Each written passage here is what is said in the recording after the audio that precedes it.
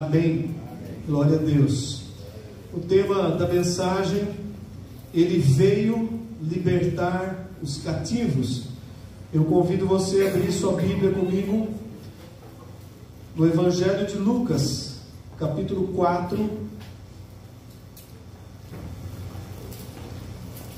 dos versículos 16 ao 21. Lucas, capítulo 4, do 16 ao 21.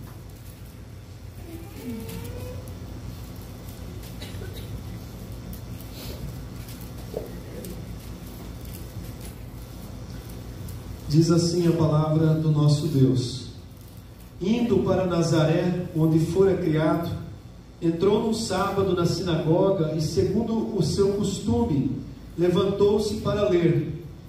Então lhe deram o livro do profeta Isaías, e abrindo o livro, achou o lugar onde estava escrito: O Espírito do Senhor está sobre mim, pelo que me ungiu para evangelizar os pobres, enviou-me para proclamar libertação aos cativos e restauração da vista aos cegos, para pôr em liberdade os oprimidos e apregoar o ano aceitável do Senhor. Tendo fechado o livro, devolveu-o ao assistente e sentou-se. E todos na sinagoga tinham os olhos fitos nele. Então passou Jesus a dizer-lhes: Hoje se cumpriu a escritura que acabais de ouvir. Amém, irmãos? Jesus estava há 1 ano do seu ministério. Ele começa o ministério por toda a região da Galileia, depois ele vai para a Judéia e ele chega em Nazaré. Nazaré foi onde Jesus havia sido criado. Desde crianças, as famílias de Nazaré conheciam quem era a família de Jesus. E eles estranhavam: quem é Jesus para estar ensinando nas sinagogas? Eles tinham dúvidas em relação àquilo que eles ouviam falar de Jesus, porque aonde Jesus havia passado, ele operava curas, sinais, milagres, coisas sobrenaturais aconteciam. Mas eles viam Jesus, muitos ali viram Jesus desde criança. Uma outra passagem diz que ali ele fez poucos milagres, porque eles não criam nele por causa da incredulidade. E nesse momento Jesus está em Nazaré e ele entra na sinagoga, que era o lugar de estudo, era o lugar de culto, onde se lia a palavra de Deus, onde se estudava a palavra de Deus. E como ele era um visitante, ilustre, deram a ele a prioridade para que ele ensinasse a palavra naquele momento. Jesus estava em torno dos seus 31 anos de idade nessa ocasião. E ele então recebe um pergaminho, justamente o livro do profeta Isaías, mesmo livro que está aqui na nossa Bíblia. E ele abre o livro do profeta Isaías, e não foi por coincidência, mas foi por uma direção claríssima de Deus.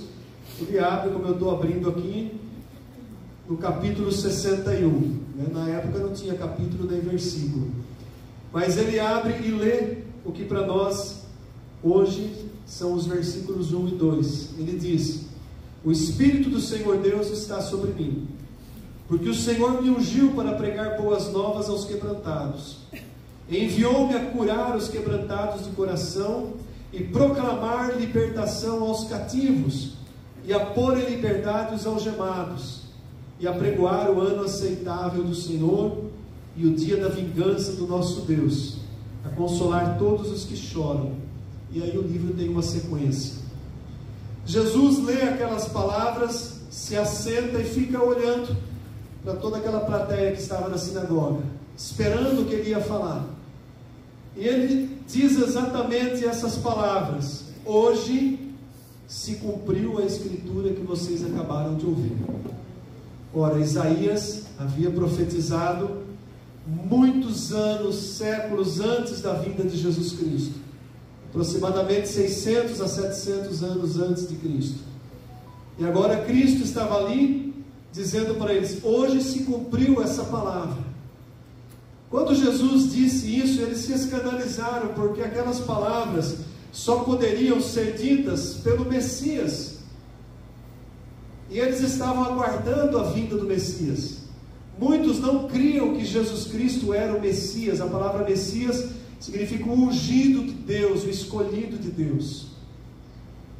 E aí então eles começam a questionar o que Jesus havia dito. E se você ler o texto até o final, você vai ver que no final eles pegam Jesus, arrastam ele para fora da sinagoga, levam eles para o alto monte onde tinha um desfiladeiro, com a intenção de jogá-lo para baixo, de matá-lo. Condenaram à morte. Mas como não era a hora, não era o tempo, Jesus se desvia e sai do meio deles. Esse é o cenário do texto que a gente leu. Mas o que me chama a atenção é que o texto, tanto de Isaías quanto o que Jesus havia acabado de ler, ele diz que ele veio entre as várias missões. Uma delas era a libertação de cativos. O que são cativos? Cativos são prisioneiros. Prisioneiros. E não há lugar pior no mundo, embora eu nunca visitei uma prisão, mas eu já vi filmes e cenários, pelo menos é a minha opinião, não há lugar pior no mundo do que uma cadeia, do que uma prisão, e de todo o mal que acontece ali dentro. Salvo as exceções, né, de presos que se convertem, daqueles que são de menor periculosidade, né? Mas imagina uma cadeia, um ambiente de cadeia, como a gente vê muitas vezes em filmes, um ambiente terrível, né? E ali estão os prisioneiros, por diversos e diversos motivos. Olhando para essa prisão que a gente conhece, uma cadeia, imagine o que é um cativeiro, mas agora no nível espiritual. Pessoas que estão livres, andando livremente no mundo, vivendo a vida delas, cada uma conforme a sua própria vontade. Elas não estão sequer conscientes que elas estão cativas espiritualmente. Um cativeiro espiritual invisível. Mas pessoas que, se elas morressem naquele exato momento, o Senhor desse cativeiro as buscaria e as levaria para a condenação eterna. Elas são cativas do diabo, cativas de Satanás. Algumas até professam que conhecem Jesus Cristo, mas elas vivem num padrão completamente longe, distante dos princípios que Jesus estabeleceu.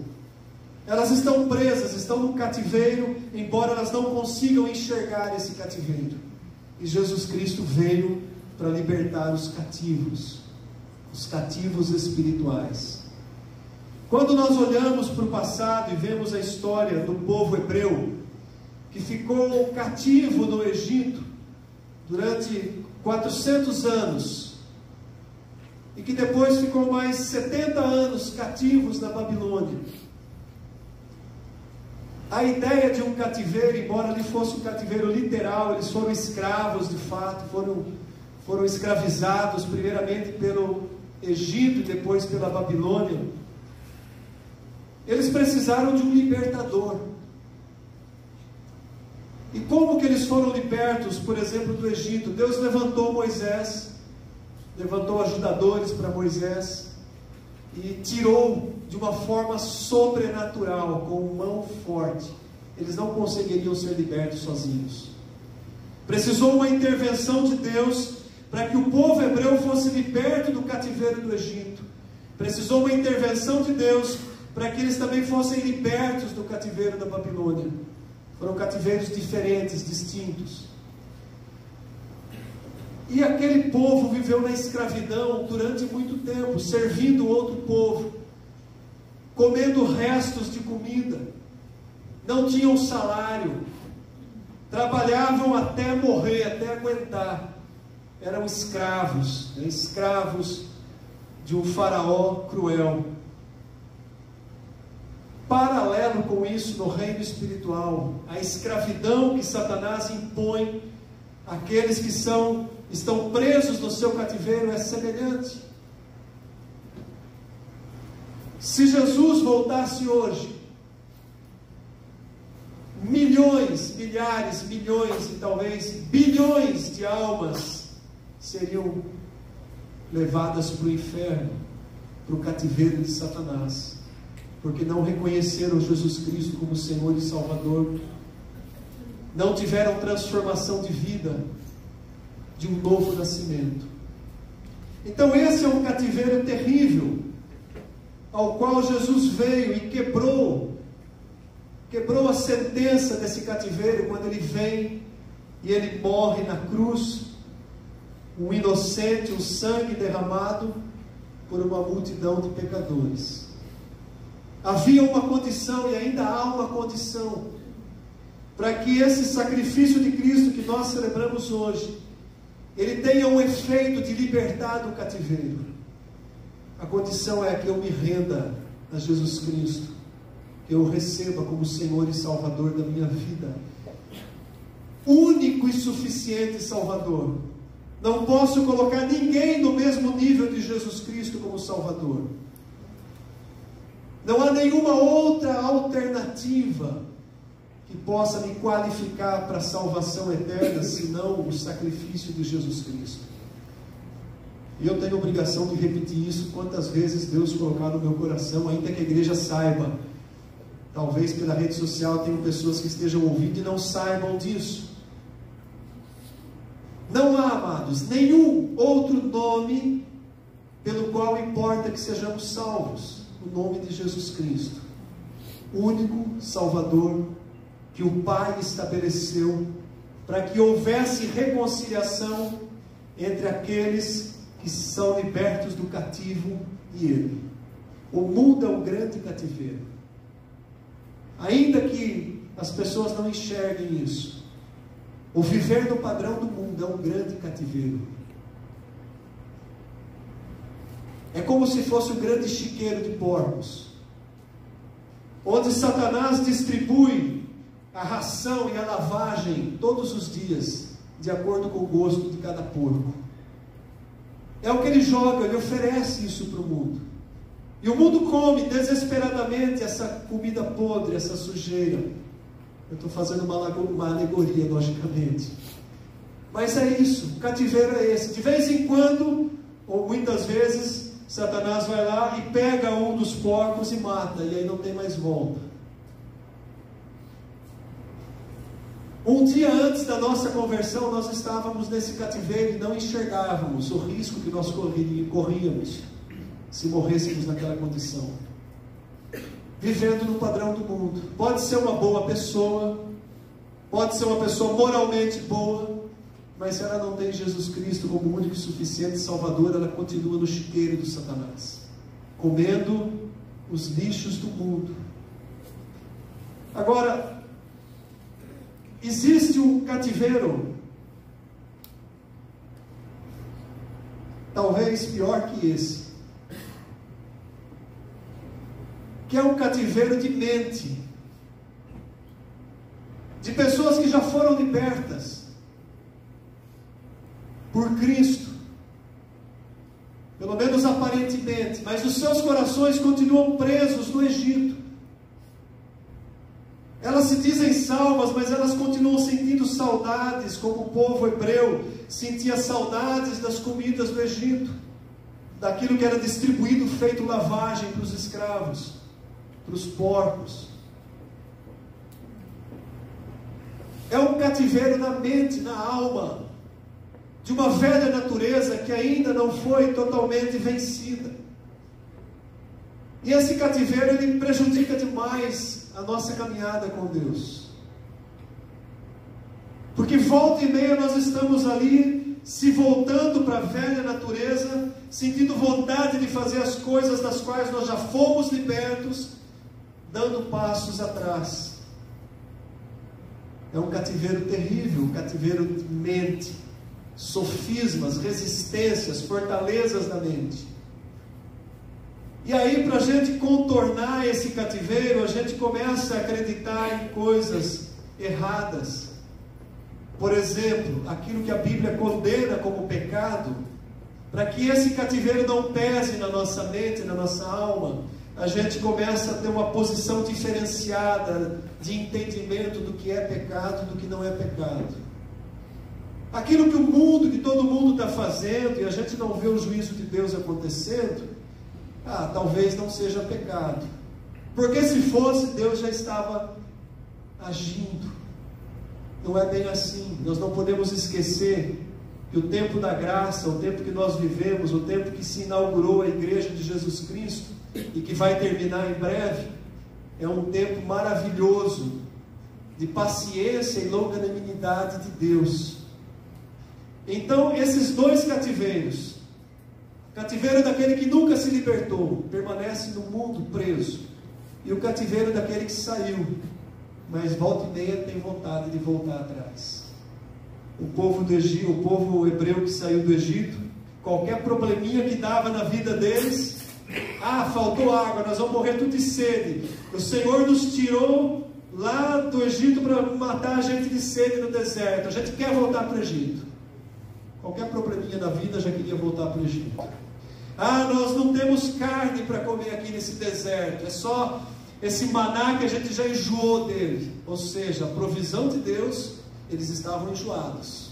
Eles reclamam. Misericórdia de Deus deu carne, mas já queriam voltar para o Egito. Eles mal saíram do Egito, e no primeiro lugar que eles passam sede, as águas eram amargas. Eles já queriam voltar para o Egito. E muitos libertos hoje, que se autodenominam cristãos, continuam querendo voltar para o Egito.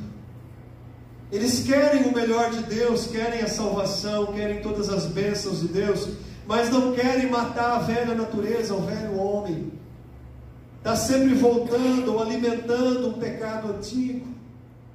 E quando a gente fala desses pecados de estimação, há uma lista que a gente poderia citar, mas ele é muito pessoal, é muito individual para cada pessoa. Alguns são gravíssimos aos olhos da sociedade, outros nem tanto. O pessoal nem acha que isso é pecado. Interessante que Paulo, quando ele escreve para Timóteo, ele diz assim para Timóteo: algumas coisas o pessoal do mundo pode fazer, você não. Você é escolhido de Deus, você foi separado pelo Senhor. Então, amados, muitas coisas o mundo pode fazer, mas nós não podemos. Nós somos escolhidos de Deus, nós somos separados pelo Senhor. Nós somos os únicos que podemos fazer parte dessa mesa, dessa ceia, onde espiritualmente nos assentamos na presença de Cristo e recebemos o corpo e o sangue dele. Então vejam só como é sério o assunto, né? O diabo diversifica a ração, ele entrega o que o mundo quer. Há vários tipos de ração, né? Vários tipos de lavagem. Eu poderia citar aqui a lavagem, por exemplo, do adultério, da pornografia, da avareza, o apego ao dinheiro, o amor ao dinheiro, toda espécie de impureza sexual, ração da religiosidade, do orgulho, da vaidade, da soberba, da maledicência, coisas que normalmente, né, se pede perdão e continua fazendo. Mas por que tudo isso? Porque Jesus veio para libertar cativos. Ele não quer que o seu povo, que a sua igreja continue presa nos pecados do passado, no Egito. A palavra diz que Jesus Cristo vem para buscar uma noiva pura, sem marcas, sem manchas. E quando Ele se manifestar, se nós não estivermos nessa condição, nós vamos ser desqualificados. O apóstolo Paulo tem um versículo que eu considero chocante, no sentido de causar medo, tremor e temor diante de Deus. Ele, Paulo, diz assim: eu esmurro o meu corpo, eu reduzo a escravidão à minha carne, para que não tendo eu pregado a outros, eu venha a ser desqualificado por Deus. Olha a gravidade. Então como que pode um cristão, um crente em Jesus Cristo, levar uma vida dupla? Abrigar no coração antigos pecados pecados ocultos. Você acha que Deus não vai fazer conta disso no final? Mas está ali, misturado o santo com o profano, o puro com o impuro, a mesma fonte jorrando água boa e água ruim. Então o chamado para a igreja continua sendo um chamado para uma vida profunda e verdadeira com Jesus Cristo. Não é da boca para fora, é muito mais do que isso. Ele morreu na cruz para libertar os cativos, dos quais todos nós fomos um dia. E talvez ainda exista o cativeiro da mente, que precisa ser vencido, precisa ser conquistado, arrancado das garras do diabo, as influências malignas que ainda nos afetam. Gálatas capítulo 5, versículo 1, Paulo diz assim: para a liberdade foi que Cristo vos libertou. Permaneceis, pois, firmes e não vos submetais de novo a jugo de escravidão. Embora o contexto para os Gálatas era outro. Os Gálatas haviam recebido o Evangelho da graça e estavam querendo voltar para a lei, para o judaísmo. Compreenderam que eram salvos pela graça, como nós somos, pelo sacrifício de Cristo, mas eles estavam querendo observar toda a lei de novo, colocando a lei no mesmo nível do sacrifício de Cristo. Eles estavam voltando atrás, e Paulo dá essa palavra: vocês já foram libertos. Que negócio é esse de querer voltar atrás?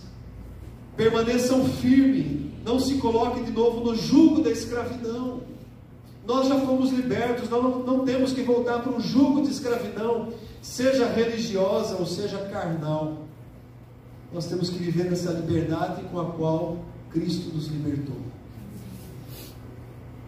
E quando nós entendemos essa liberdade que temos em Cristo, nós temos mais forças para vencer a nossa natureza carnal, porque nós andamos debaixo da graça. E quando andamos debaixo da graça, nós conseguimos submeter a nossa natureza ao Espírito Santo.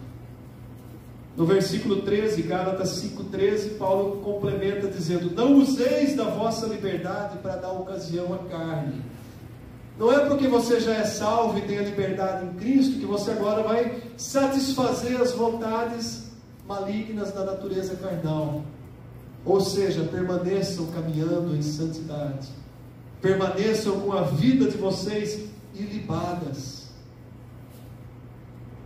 Ontem eu peguei um trechinho de uma mensagem de um pregador muito conhecido, influente, persuasivo, onde ele falava claramente que você pode continuar e permanecer com o seu pecado, com a sua fraqueza, porque Jesus Cristo também foi homem e conhece a sua fraqueza, a nossa fraqueza, e que em Cristo nós somos aceitos do jeito que nós somos e não precisamos mudar.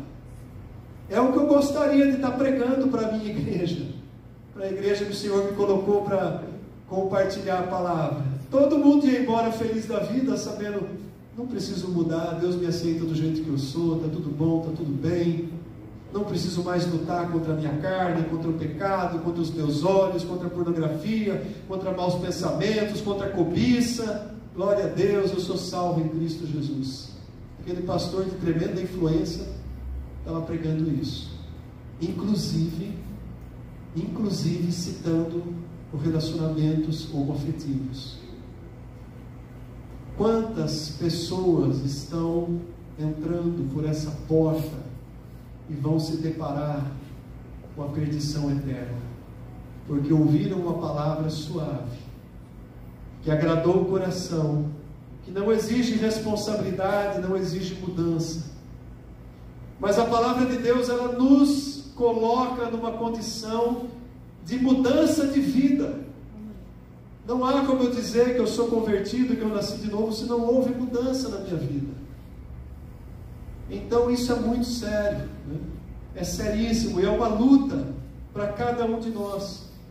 Pedro escreve lá em 1 Pedro 2,16: como livres que sois, não usando todavia da liberdade por pretexto de malícia. Exatamente o contrário à palavra daquele pastor. Mas vivendo como servos de Deus. Eu não vou usar de malícia por causa da liberdade que eu recebi de Jesus Cristo. Fui liberto desse cativeiro. Glória a Deus, nós somos libertos de um cativeiro. Por que nós vamos querer arrumar desculpas para voltar atrás? Nós somos redimidos. Sabe o que significa a palavra redimidos? Comprados. Redenção é um preço pago.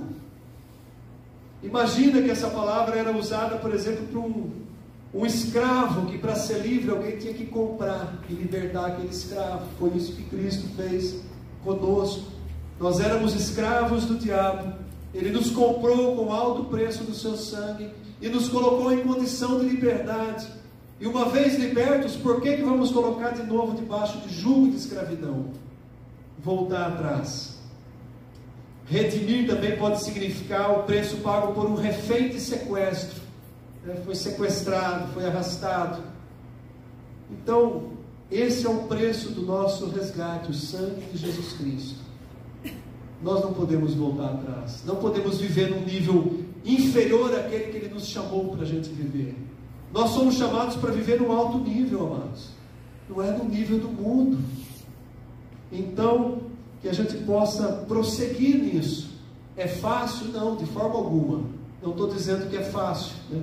Aliás, o apóstolo Paulo, lá em Romanos capítulo 7, se você quiser abrir e acompanhar comigo.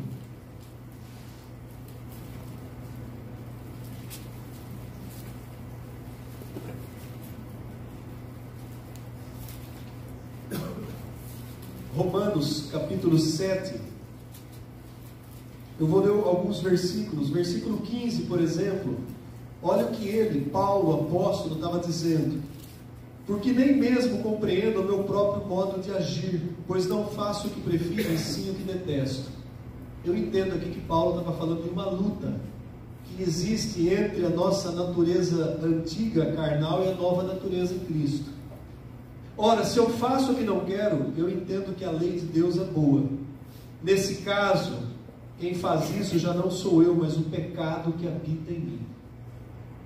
Paulo que estava dizendo: porque eu sei que em mim, na minha carne, na minha natureza velha, carnal, não habita nenhum bem, pois o querer o bem está em mim, mas não porém o efetuá-lo. Um conflito. Mas se eu faço o que não quero, já não sou eu quem faz, e sim o pecado que habita em mim. Então, ao querer fazer o bem, encontro a lei de que o mal reside em mim. Porque no tocante ao homem interior, eu tenho prazer na lei de Deus, mas eu vejo nos meus membros outra lei, guerreando contra a lei na minha mente. A guerra acontece aqui, na nossa mente, na nossa parte intelectual, na nossa alma. Me faz prisioneiro da lei do pecado. Estou lendo o versículo 23, que está nos meus membros. Paulo faz um desabafo, versículo 24, desventurado homem que sou. Alguma tradução talvez apareça, miserável homem que eu sou, porque esse corpo, quem pode me livrar da morte? E aí Paulo então ele expressa quem pode livrar da morte. Graças a Deus por Jesus Cristo nosso Senhor.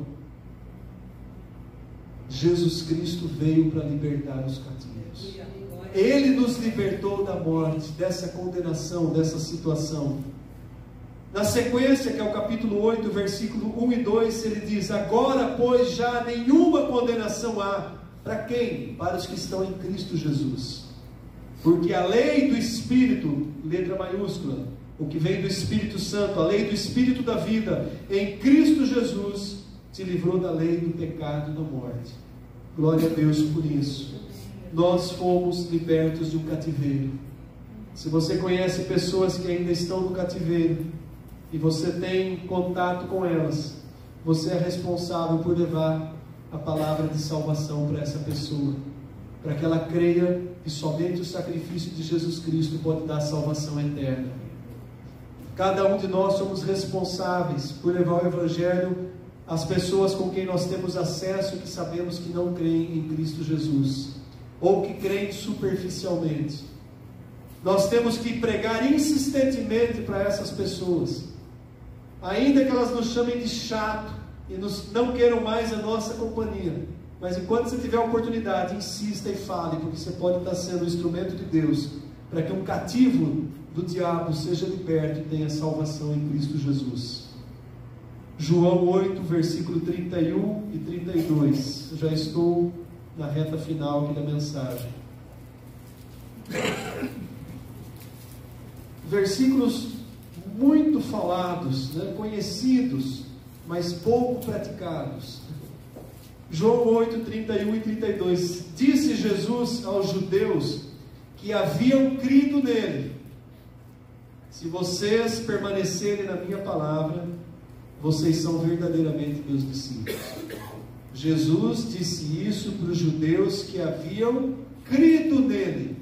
Não era para os incrédulos, era para os que creram nele. Ele está dizendo para nós exatamente isso, porque nós cremos em Cristo. Se nós permanecermos, se a gente não voltar atrás, se a gente perseverar, fincar o pé nessa caminhada, identidade de cristão aonde a gente estiver, aonde eu for eu vou ser reconhecido como cristão, isso significa permanecer na minha palavra, então vocês são verdadeiramente meus discípulos, e então vocês vão conhecer a verdade, e a verdade vos libertará.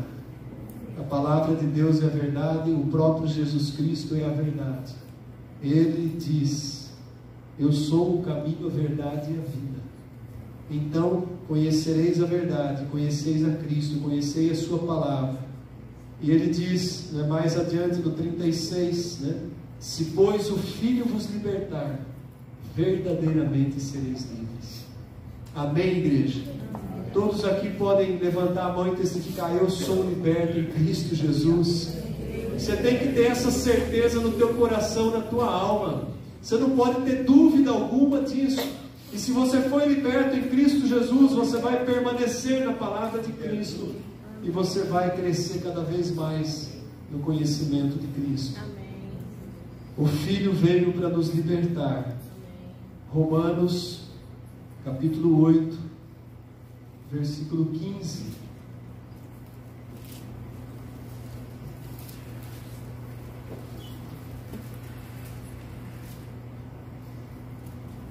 Porque não recebeste o espírito de escravidão para viver outra vez atemorizados, mas recebeste o espírito de adoção, baseados no qual clamamos: Abba, Pai. Nós recebemos filiação de Deus.